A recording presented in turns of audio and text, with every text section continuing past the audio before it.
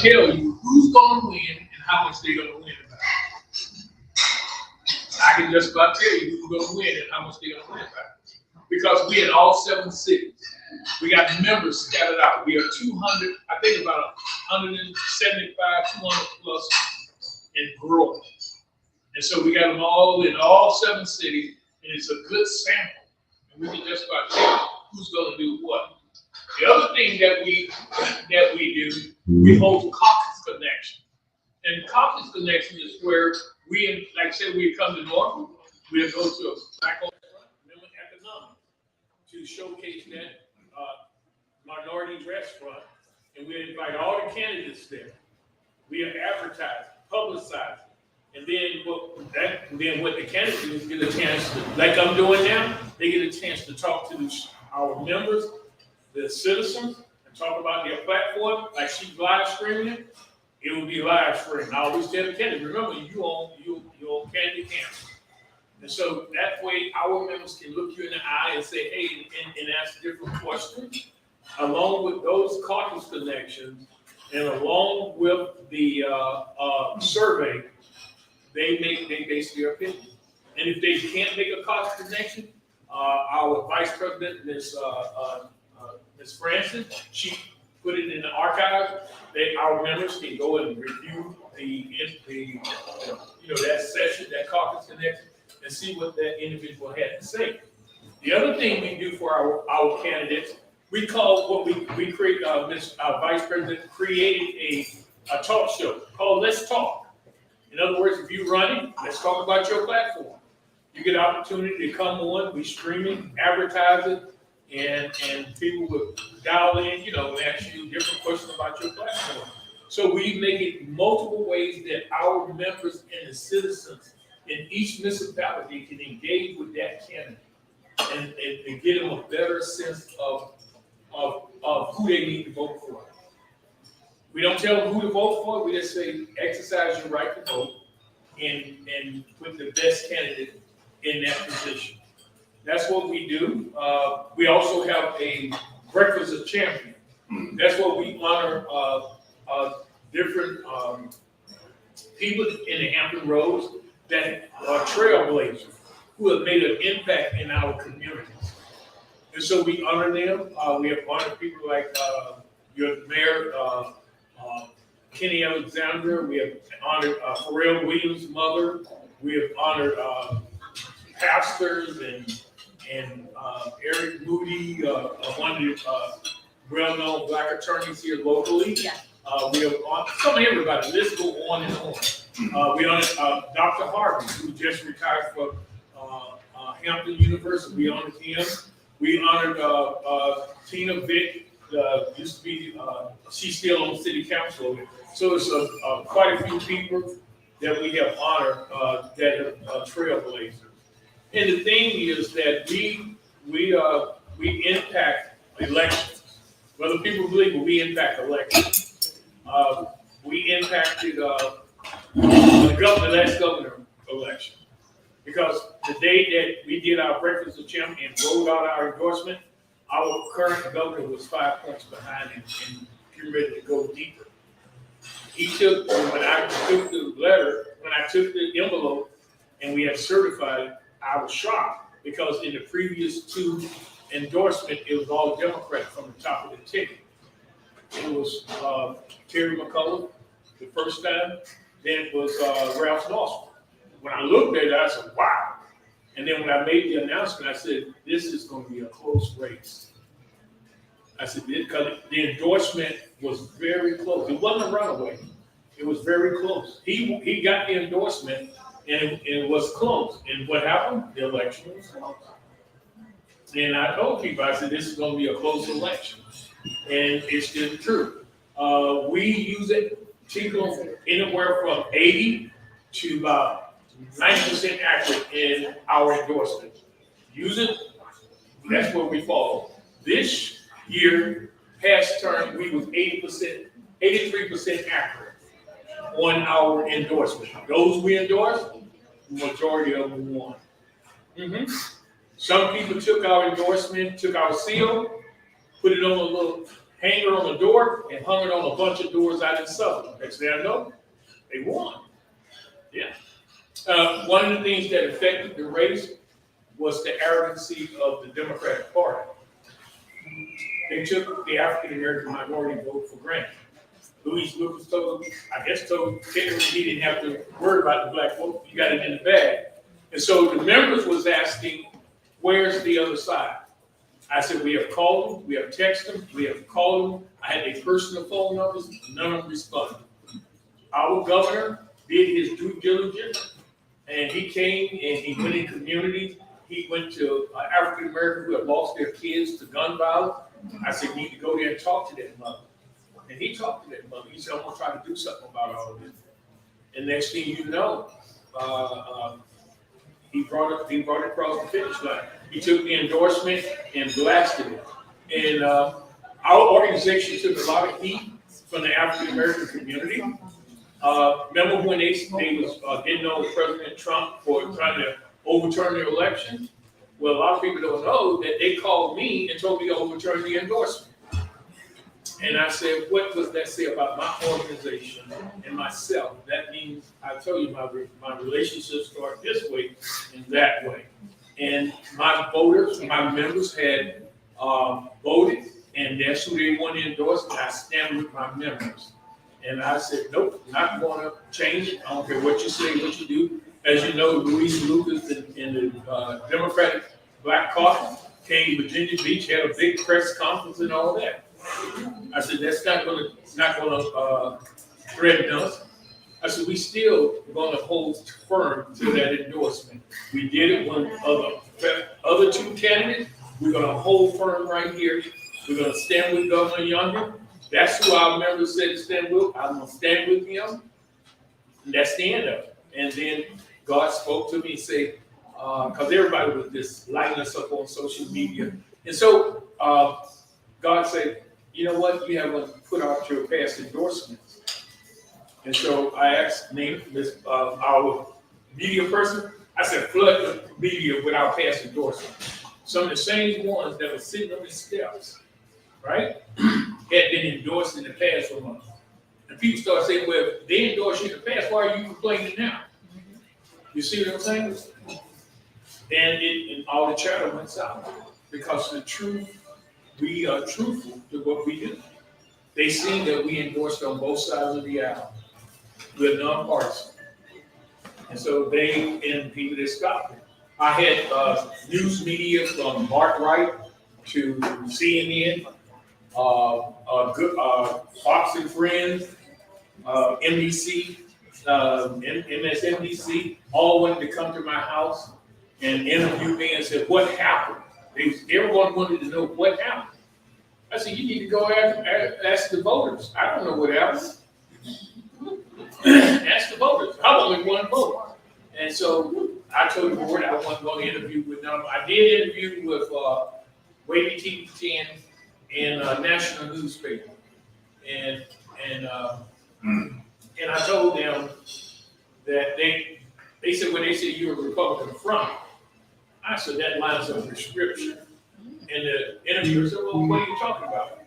The Wavy TV, what are you talking about? I said, well, you remember when in the scripture, you go read it, the Pharisees accused Jesus of casting out demons. If I'm casting out demons, and you say I work for the devil, am I working against myself? I say, if we're a Republican front, we endorse Democrats too.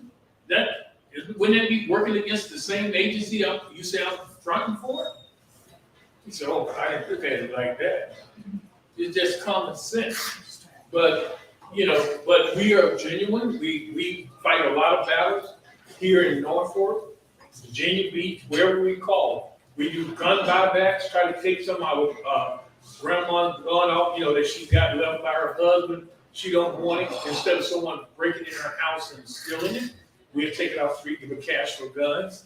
Stuff like that. We're not trying to violate someone's Second Amendment. Just trying to get some guns off the street that will help us reduce the violence.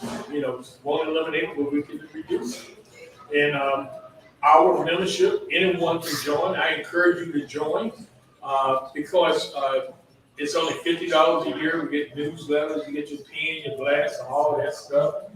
And it's a good organization.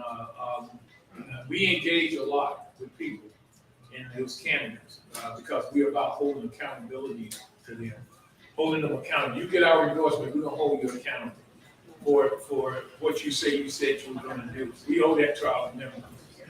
Accountability and responsibility. That's what it's about. And I think, the Hampton Roads Black Caucus has been here for going over 10 years or so, and I enjoy it. I enjoy working with elected officials. I don't go out there slinging mud at them. I work with them. I get more with honey than I do with sting. And what would that say about me? Because someone asked me who I am, I'm a child of God first.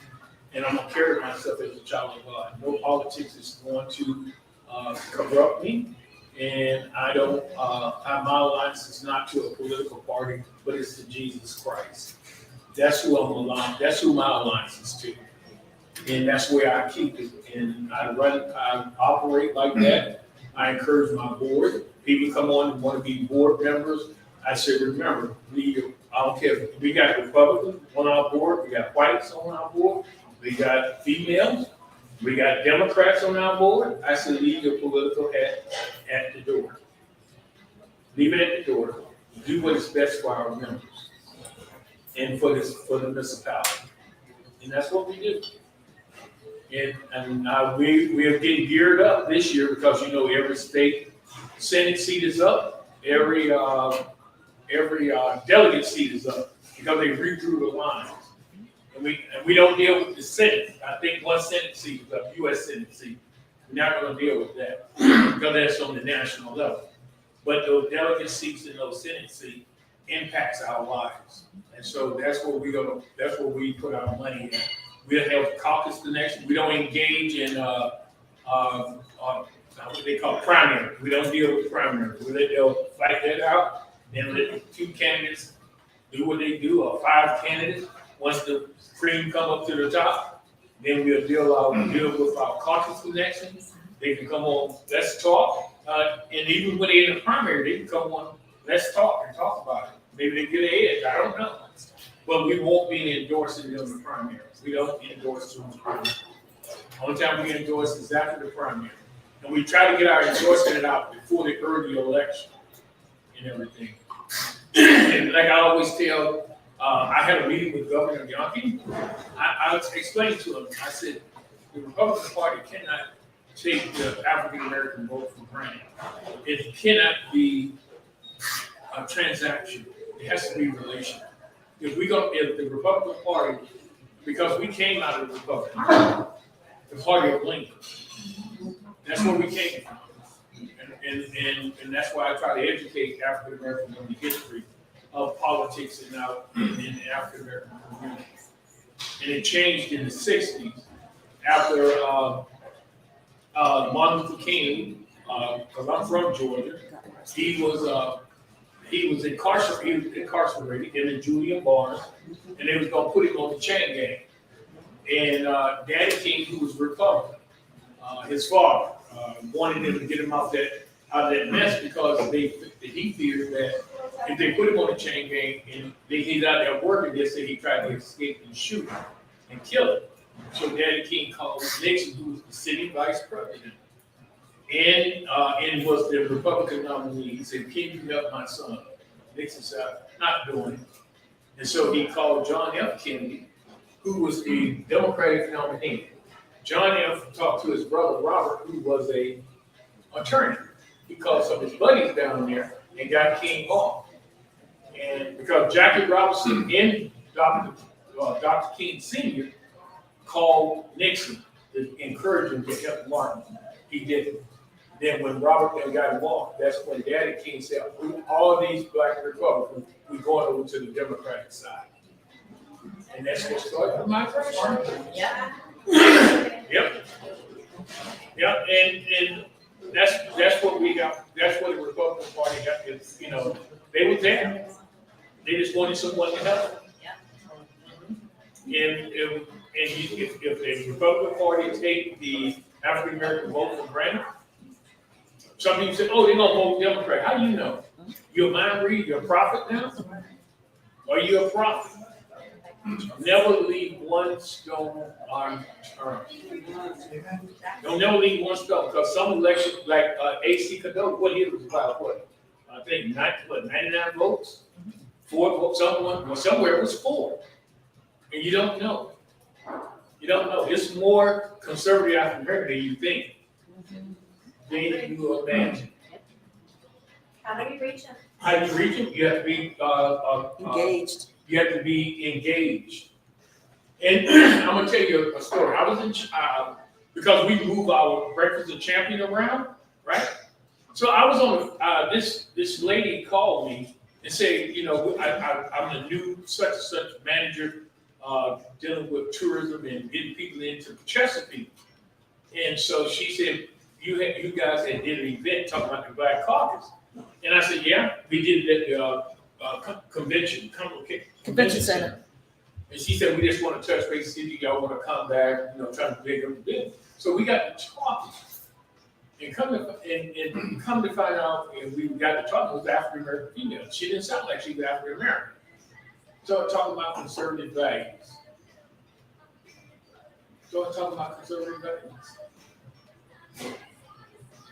Somebody from the Republican, I would never speak to her. Why? You just can't take things for granted. Don't take it for granted. If you're gonna run the race, run the race. I tell you, run the race. Don't take it for granted. Because statistics tell us in the year by 2040, 2050, some of the communities are gonna be led by minorities. And so it behooves us to make sure their values are straight, be engaging, not transactional, but engaging. Listen to them, they're concerned. A lot of their values are your values. You just don't know because we refuse to talk to each other. We got more, African Americans got more in common than you think than you can imagine. But we allow politics to divide us. That's some questions. Can I ask you a few questions? Yes, I'm finished. No, so I'm intrigued by, first of all, thank you for your integrity. Mm-hmm. I appreciate that. I appreciate you're a man of values and morals, and you listen to your heart, and you listen to the Lord. I appreciate that most. So I got a few questions. I'm really kind of interested. So you told me it was $50 to join. Does your caucus, do you take donations also or no? Yes. Absolutely. So how do you determine which donations you take? So if you take them from political people or just people off the street? Anybody can donate. But that does not change your voting, right? And so your consulting firm, do you use the same consulting firm every time you tally the information, or how does that work? Yes, we use that firm because we trust that firm because they have not compromised. Because when what we do is we have the firm out, Mm-hmm. and they come out and explain to our members the process and the citizens. Gotcha. Yeah, I trust that firm because that person that's over that firm is a blood washed believer. Gotcha. It's a blood washed believer. You're not gonna compromise that president. She's gonna do what is right. She's gonna hold she's gonna give us the results. She's been giving it to us all this time. She gave it to us when Nordstrom won it. She gave it to us when Youngkin won it. She gave it to him when I didn't win it, and I'm just saying. Sir, and you only meet via Zoom other than the one Breakfast of Champions, or you meet in a facility, or? No, what we do is our caucus connection give our members a time to interact with each other. And also, I think we just had a board meeting here right before this, and our vice president said, well, I'm looking, and she made a motion to have a membership meeting at the end of March. And so we're just gonna pick a location that we'll send an email blast out to our members and tell them to come out. But they come out or not, that's up to them. But we will, they can come out, let's see, meet the board members and all that. If you go on our website, we don't advertise who our board members are. You have to come out and then you get introduced to our board members. Some people say, why y'all hiding? We're not hiding. That's the way we elect to do business. How many members do you actually have? Between 175 to 200 and still growing. Still growing. We have business. Some people join as a business. And we have stood behind certain businesses in Norfolk and got stuff done for them. And they said, wow, that business joining there paid off because that's my phone, sorry about that. But that business, you can join as a business or as an individual or organization or agency. It's whatever you want to do. But if you have joined as a business, we put your name out there and everything. Or if you join as an individual, you just get the vote, get the newsletter, get your lapel pin, say the Hampton Roads Black Caucus. You get a glass T-shirt, all kinds of little paraphernalia. Yeah. Great. She got a question. Yes. Ooh, somebody had a question. Behind you. Yes. Go ahead and take Ken. I already Yes. So, one of the questions I have is, your endorsement seems very respected in the community, obviously, to look at. But one of the problems that some of the candidates have talked about running is the lack of ability to get into the minority churches because the different reverends, priests, et cetera, ministers do lean very Democrat, and they do accept money from everybody, which supports the church. I get that. Do you have any influence on that, or do you look at that at all?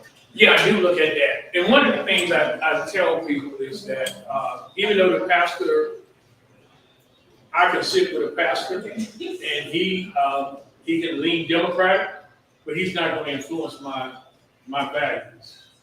Only thing, he's a vessel just like I am being used by God. And that's what I tell people. Your pastor is a man just like you. He's flawed. Only one person that walks with church that's perfect, and that's Jesus Christ. Don't put all your morals in that pastor.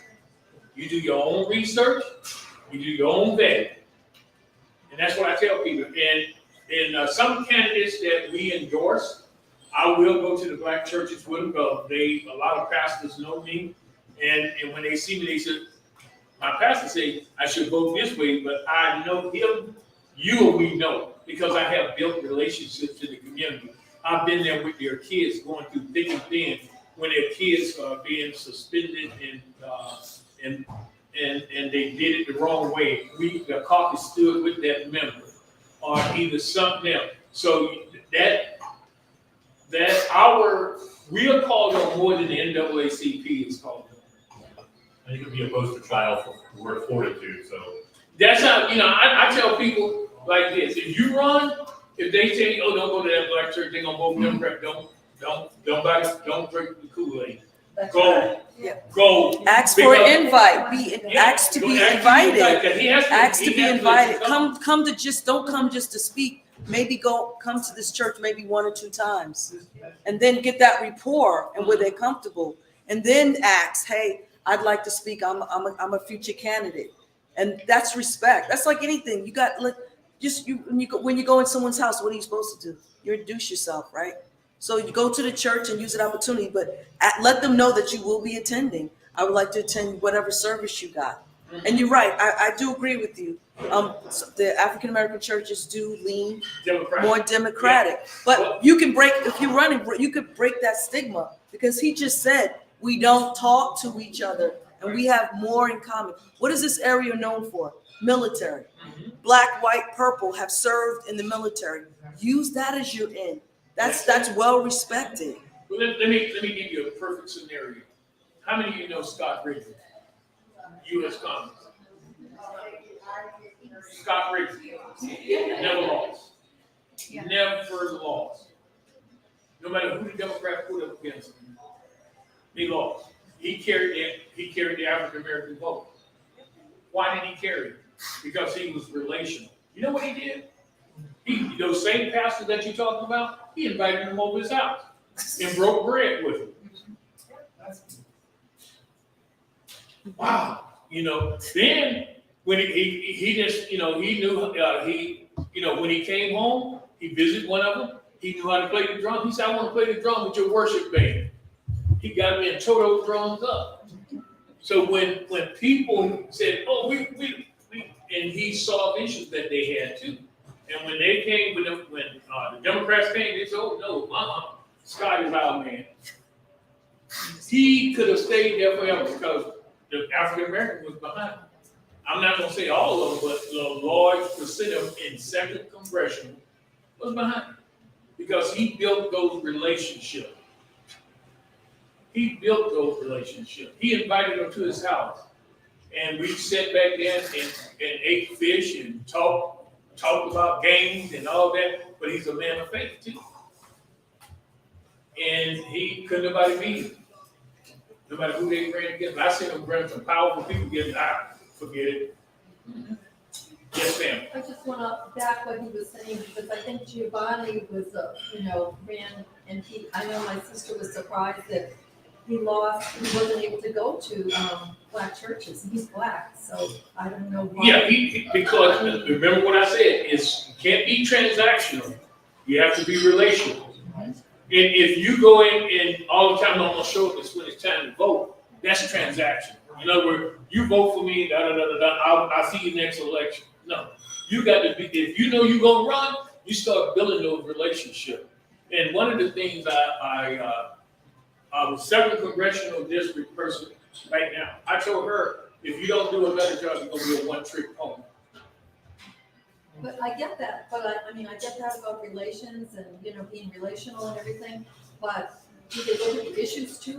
Do these Democrats, if they're people of God, do they say, wait a minute, partial birth abortion, how can I support this? And these are the issues on the Democratic side, these are the platforms that they have to support, that they will support. You talking about abortion? I'm talking about abortion, I'm talking about transgender, I'm talking about any of these issues that are being pushed by the Democratic Party. So how do these people in church and saying, okay, that's okay because I'm a Democrat no matter what. That's but you go, but I don't want to hear. But you go, but one thing I tell you. Killing babies. Yeah, okay. I see. I hear what you're saying. Yeah. But let me explain to you. I was in a group of all white conservative men, and I posed a question to them. I threw a bomb right in the middle of everybody. We were having Bible study. I said, your wife and your daughter got raped about 5 years they were pregnant, and she was pregnant. Can she have a baby? The room went silent. Before then, they were going hollering, pro-life. Well, why aren't you hollering it now? I threw a question. I just want to see where you lie. It's easy to say on you know how guys on Monday. Oh, if I was there, I would have did this right here. Yeah, until you get in that heat, it's easy to say what you will and will not do. But a lot of African Americans are pro-life. But they may not talk it, but they, because a lot of them are conservative, but they get ridiculed. Say like the Republican chair in Virginia Beach, right? He got ridiculed. He gets ridiculed all the time by African Americans, but he stands his values. He does. He stands his values. Because him and I both are from Georgia, and he gets it from both sides. The hard right accused him for graduating from an HBCU. Yes. Got ripped up because he's a member of a black fraternity. But he still holds to his values. And he gets it on both sides. But he carried the torch still. And he trying to do the best he can, and he did a great job. Mm-hmm. Yes. I have two things I want to say. So first, I want to talk about the Norfolk candidates. We are new. Mm-hmm. We are new to the political scene, the Norfolk Republican Women, and we now have a unique opportunity to be the liaison between you and our candidates. When I ran in the special and then again in the general from 21 or, yeah, I think it was 21, I don't remember now, but you didn't know who I was, I didn't know who you were. I didn't know what to do. I didn't get an invite to fill out the survey because I was an unknown. And so I ask and I challenge you to make sure that you make sure that you stay in contact with us, as well as the Norfolk City Committee, but you know, we don't want our candidates in Norfolk to miss that opportunity to present themselves, because I was told by one of your board members that I didn't get the nod because they just didn't know who I was. And I didn't even fill out the survey, if you remember. I didn't know about the survey until the Star Spangled Ball. That's it. And I met you and you're like, go quickly, here's my email, go fill it out quickly, we're deciding Monday. And so this was Friday, so I kind of was behind the 8 ball on it, and I just want to make sure that our candidates receive that courtesy, yes. Yeah, and most of the time, I work very diligently to make sure both sides of the aisle get that survey, because I want our members to have the opportunity to review everybody's input and everything. But the main thing is, like say for the Republican Party, it's a lot of issues in Norfolk, and I'm in the Hampton Roads Black Caucus in Norfolk trying to resolve some of y'all issues here in the African American community. Why don't you join them in some of their fight? Like they trying to develop 35th Street down in Park Place, and it's a big fight down there because it's an African American developer. They give it a runaround, right? And then where's the rest of the community say, hey, that's wrong for what you're doing. We can go down there, you know, fight with them. And then when they see you fight with them, then you pick it up their car. Because, matter of fact, I think, who going to run for Senate on the city council now? Yes.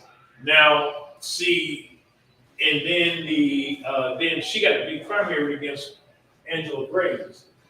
You see what she sent me a text. Oh, that's going to be a very interesting Yeah, fight, because one had the upper hand, but so. watch this though. Angela Graves has not supported the project down at 35th Street. It's not done. McCullum has. And so what I'm hearing is the African American in that area is going to get behind McCullum. You see what I'm saying?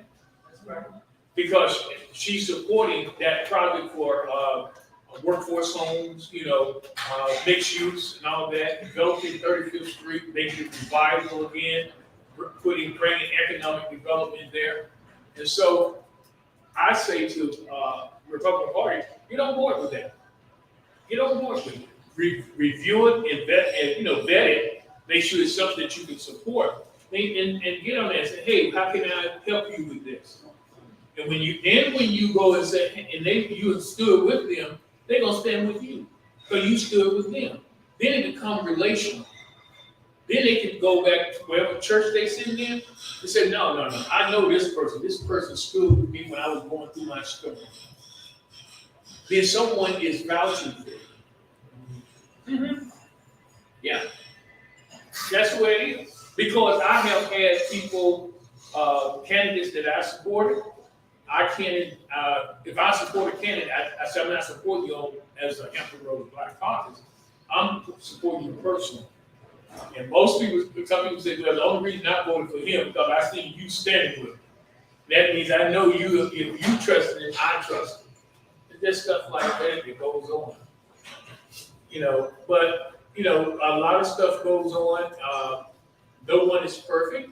Like you say, it's a lot of stuff going on in the Democratic Party. One of the things that our caucus is trying to do, I'm trying to tell people, don't let them make you live on the plantation. I'm trying to get them out of their plantation mentality. Because what we are leaving from the African American minority thing is we leaving not wealth, we leaving debt. And so I'm trying to help educate the African American community. Come out of Section 8. I say, metrics. Remember I told you? Yeah. It is a metrics to their system. Yeah. Well, it's to the government system. Yeah, because and the lady that called me on the phone, you know, talked to me from Chesapeake. She worked for the city of Chesapeake, talking about the same thing. If you don't Section 8, you're gonna take it where to live, how to live, who can come to your house, you can't make for so much money, then your daughter ended up on Section 8. It's just, yeah. And so what I'm trying to educate people, go out and get you a trade, make you become an HVAC, become a nurse. My mother did it. She came off of welfare and she left us a home on 1 acre of property. It's still in the family today. And my wife, family left her about 5 acres of land down in Louisiana. That's still moving. They left office buildings for them. You see what I'm saying? And that's what I'm trying to teach African Americans to do. And we're trying to teach them, hey, don't be consumer, be a conservative. Look at your conservative values. Because that's what's going to get, carry your conservative values. Because the Democratic Party is, some of them have some good things, but I tell you, that plantation mentality, they use threat, I'm gonna shut up. They use, they say, if you don't vote for us, they're gonna take away your entitlement. If that's your only livelihood, who are you gonna vote for? That's why they don't want the system to change. Because they come off of entitlements and start making $70,000 a year, their opinions change. I want more money in my pocket. You see what I'm saying? Like independent. Yeah, and that's what we're trying to do in the African American community from the Hampton Roads Black Caucus. Fill us up economically so we become independent, just like everyone else, the American dream. But, it's a hard road, but we're getting there, but we got to change some of this thinking. All this entitlements, and I call it trick-or-treat candy. I said, it's enough of the trick-or-treat candy. Go out, get you a job, work hard, get a good education, get you a trade. And my mother did. She had 4 kids without a husband and made it. And I went from a 1-bedroom, center block apartment to a 3-bedroom ranch. Living room, dining room, and everything else. It was eye-opening. And so and then we are teaching our boys the same thing today. And building a legacy of wealth. And helping others. And that's what I'm about, helping others. Anybody I can help along the way to better their lives, that's what I'm about. Because only what I do for Christ is going to stand the test of time. And I'm about helping people. And my thing is, don't take the African American community for granted. The minority, Hispanic, neither. Don't take them for granted. Go into those communities. And that's what I had Glenn Young to do. Yep. When he got endorsed me, I said, go into the community, talk to them, roll up your sleeve. Same thing Bob McDonald did. And can I say something? Mr. Youngkins is so loved to the point that if he ran for president, he would probably become president. That's just how loved he is. How can you not love him? I know, he is. He's the real. But Mr. Taylor and I speak all the time about the matrix of Section 8, and a lot of the African American community, they just don't understand that it's numbers involved. You're paying 45% of your income. So if you have $2,500, 45% of it, you can handle more. You can budget. You don't need these social programs. You can separate yourself. Right. But it's just all about just the economical literacy, that was it missed. So. But you ladies have to be the change you want to see. Right.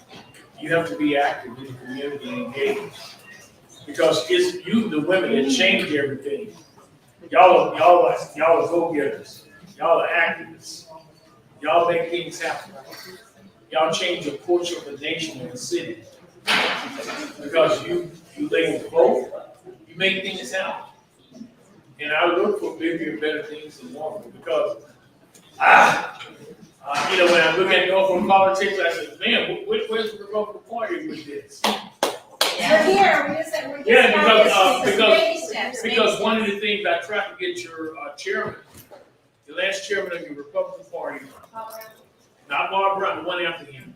Josh Clark. Yeah, I tried to get him to engage in the African American community and get behind some of the things they were fighting for down on 35th Street. I said, man, the field is bright. We're here, so we may not be the Norfolk City Committee, but I'm telling you that these women in here have knocked on hundreds and hundreds of doors.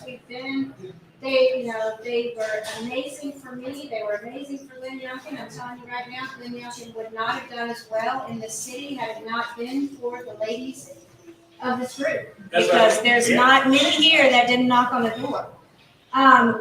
Can you please share we have 3 candidates here tonight. We have Ken O'Brien, John Sitka, and Amy Chedinsky. What are you running for? I'm running for the House of Delegates, the 94th. Okay, Same. 94. Oh, man, y'all field is field. There's 2 more. There's 4 of us running. Wow. For one Yeah, seat? yeah. So what, This is for the Republican Like Bath nomination. and Robbins, people get a choice. yeah, Or what are Republicans.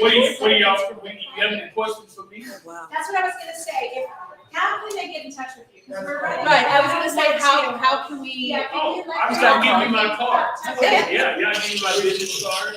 If you don't mind, could you show the camera who you are? Oh, yeah.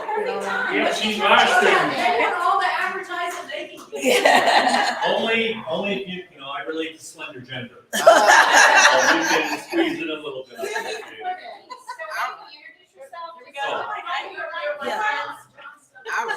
Yeah. probably one of the most civil run-ins for a single seat that I have ever seen. All right, and who are y'all All again? 4 of us are really good. We're all 4 support each other, and we all want to see whoever succeeds in the primary succeed in the general election. Just your individual names as Yeah, well. so let's do this. I'm gonna give you 1 minute, 60 seconds. Tell everybody who you are, what you're running for, and give us a little bit of a rundown. 60 seconds. My name is Amy Chudzinski. I'm an attorney. I work with Protégero Law in downtown Norfolk. Right now I do civil litigation. I used to be a public defender. I was a public defender for 10 years, so I am keenly aware of the problems that face our criminal justice system.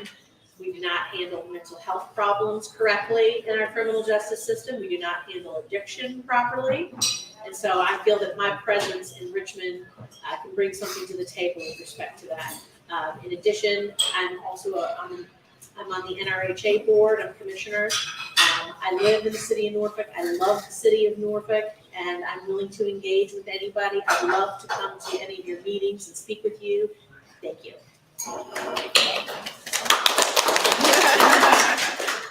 My name's Ken O'Brien.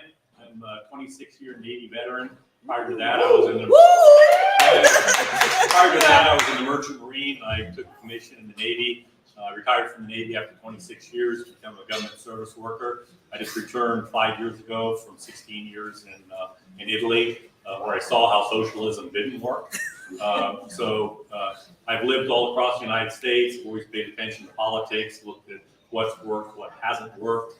I really enjoyed your speech tonight. One of the things I'd like to look at is not everybody needs to go to college. You mentioned about HVAC. I'd like to see more business-related journeyman type license into tech schools as well into businesses. I saw Mercedes and the car companies over in Europe work with the kids in high school, get them into classes, and then they pick the best kids out of those classes directly into the company where they had pretty much lifelong jobs in those car companies. So a lot of stuff on agenda, infrastructure, helping the kids. I think that's just one area. There's the court system, there's jobs, there's what COVID has had the effect on the kids. So there's a lot of venues we need to do. I think once we bring those kids in, we'll improve the life and improve the community.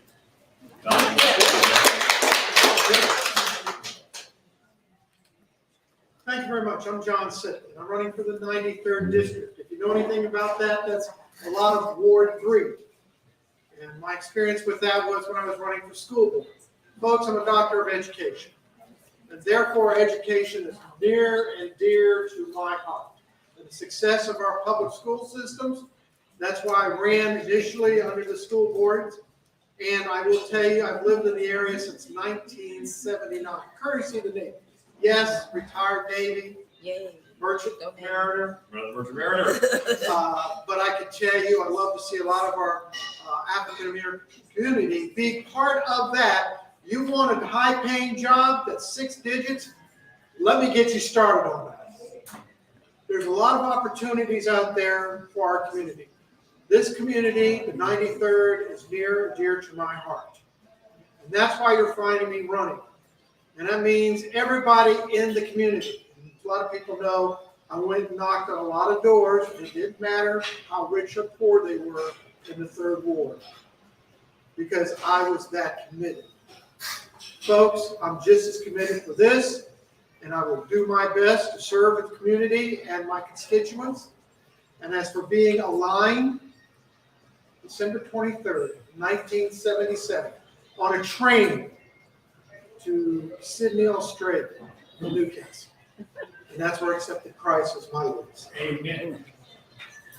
So I understand the value of an up and down relationship, and I will tell you, if Christ is your goal, then I'm your king.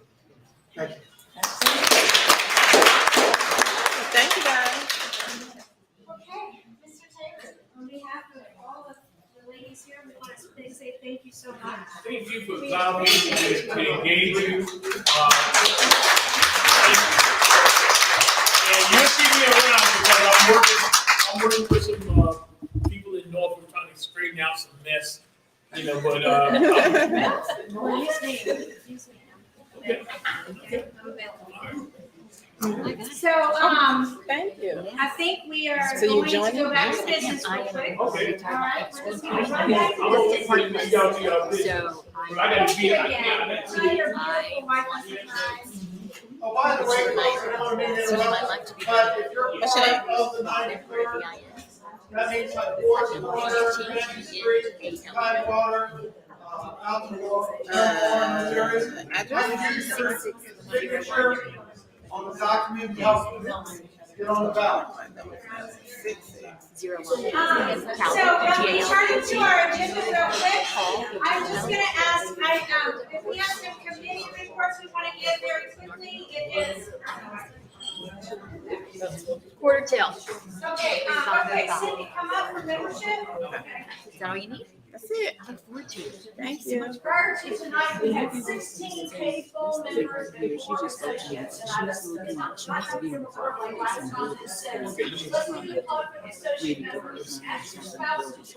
You have a pen? Oh, I don't have a pen. I got a pen. Nobody can hear me, let's be like Robert, talk really